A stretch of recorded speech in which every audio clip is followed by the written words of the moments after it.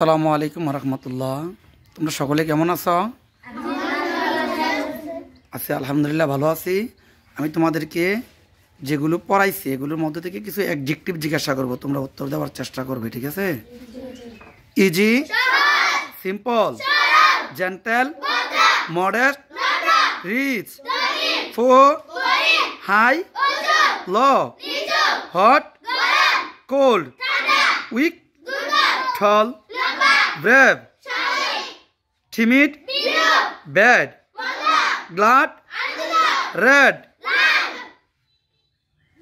beautiful, respect, fat, ugly, happy, kind, mad, deep, innocent, useful, ill, sorry, short, small, big.